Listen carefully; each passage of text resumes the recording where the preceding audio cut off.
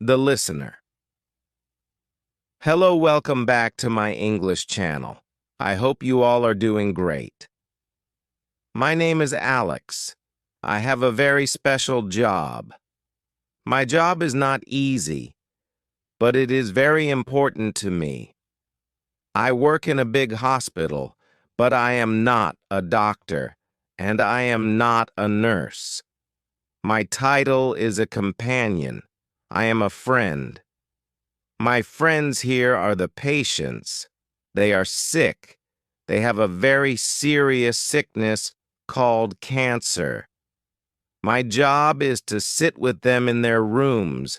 My job is to listen to them. I listen to their stories every single day. At first, this job was very hard for me. I was scared of the sadness. I did not know what to say to the sick people. The rooms were often sad and very quiet. I felt like I did not belong here. I thought about quitting this job many times. Then I met an old man. His name was Mr. Jack. He was in a small, clean room with one big window. I went into his room slowly. I said, "Hello, Mr. Jack." I did not know what to say next. I just stood there quietly. Mr. Jack smiled a little bit at me. He did not want to talk about his sickness. He wanted to talk about fishing. He told me amazing stories about big fish. He told me about the blue water of the big lake. I just sat and I listened. This was my first lesson. My job was not to talk a lot. My main job was to listen well. It was that simple. That first day with Mr. Jack changed my mind. I decided not to quit. I wanted to hear more stories from him, so I came back every day. I listened to Mr. Jack's fishing stories. We became good friends. It was a nice feeling. Next, I met a young woman. Her name was Jenny. She was in a room down the quiet hall. She was very sick, too. But Jenny was so full of life. She had a bright, happy smile. Her room was not sad at all. It was full of bright colors. She was a painter. She painted beautiful pictures of flowers and the sun. She painted right there in her hospital bed. One day she told me, "Alex, I have a sickness, but I am not my sickness. I am still a painter." Her words were so strong. She taught me a very big lesson. She taught me to find joy now, not yesterday, not tomorrow, just in the small things today. After I met Jenny, I saw other patients differently. I saw a gardener, a teacher, a mother, not just a sick person. We would talk and we would laugh. She would paint her pictures and I would watch. I learned so much from her about living. But then one sad day I visited Mr. Jack. He was much worse now. He was too weak to talk about fishing anymore. The room was very, very quiet now. I just sat by his bed. I held his hand. There were no more stories to tell. A few days later, a nurse told me the sad news. Mr. Jack passed away. He was gone. My first friend here was gone. I felt very, very sad. I felt like I had failed him. I did not help him. I could not make him better. I felt lost. The nurse saw my sad face. She was a very kind woman. She said, "You did not fail him, Alex. You were his good friend." She told me you gave him good days. You listened to all his stories. That was a wonderful and kind gift for him. My next patient was a big challenge. He was a teenage boy. His name was Alex. He was very sick and so very angry. He did not want to talk to me at all. He would turn his face to the wall when I came inches, just said, "Go away now." I did not go away. I came back every single day.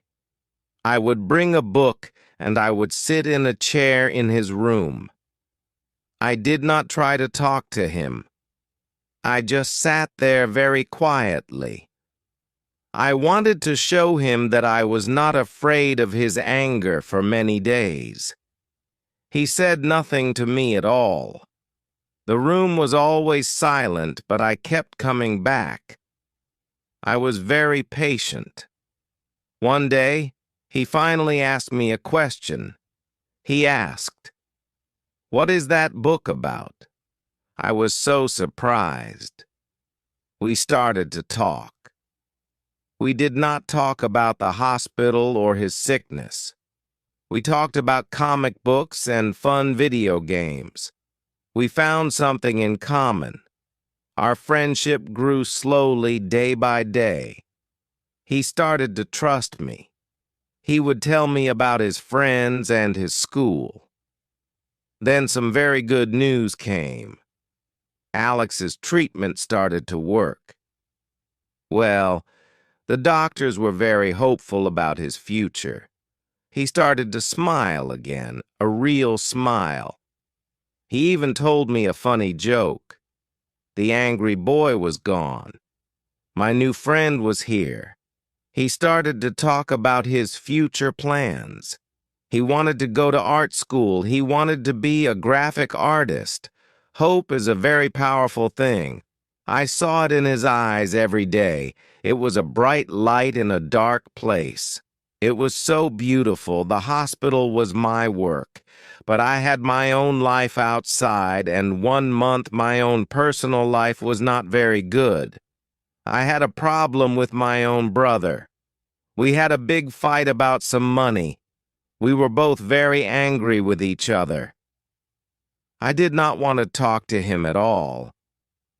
I felt stressed and very unhappy.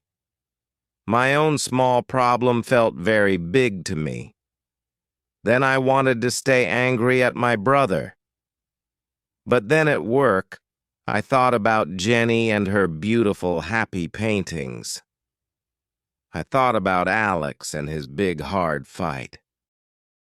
I thought about Mr. Jack and his happy stories about the big lake. They all had very big, real problems. Their problems were about life itself. My problem was small.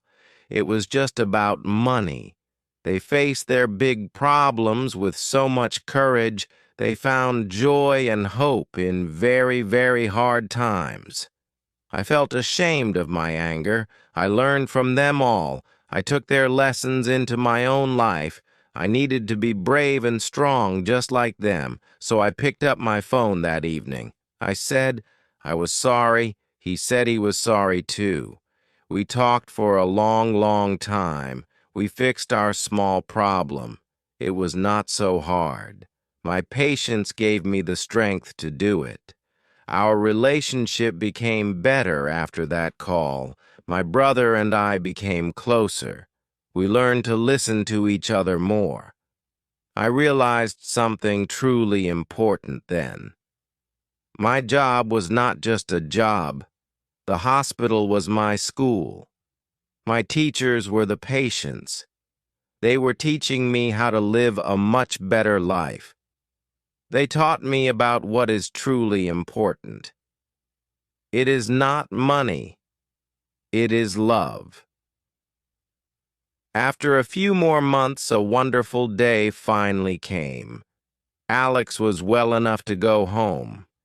He was strong and healthy again. His family was so very happy. They were all laughing and crying at the Alexei time. The room was full of complete joy. Before he left, Alex gave me a special gift. It was a drawing he made. It was a picture of me and him playing cards. In my small office, I look at it every day. It reminds me of Alex and of hope. He said, "Thank you, Alex. Thank you for just sitting with me."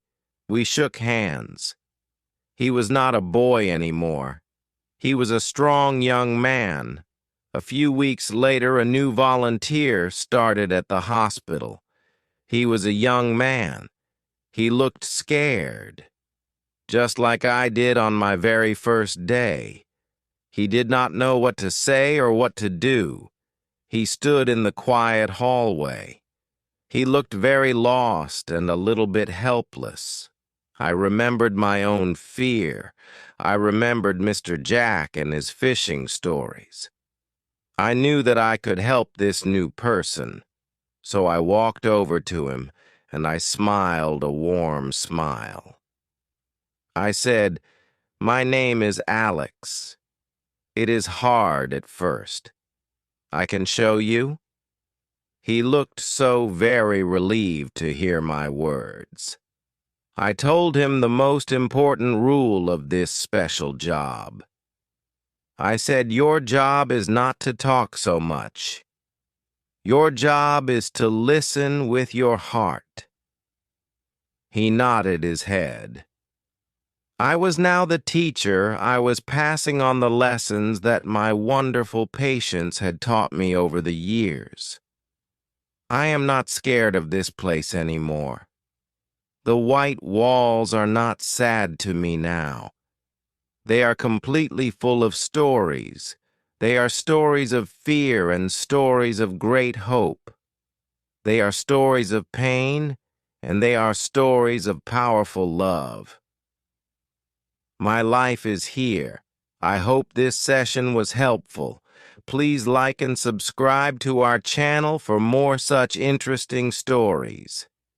Take care, everyone.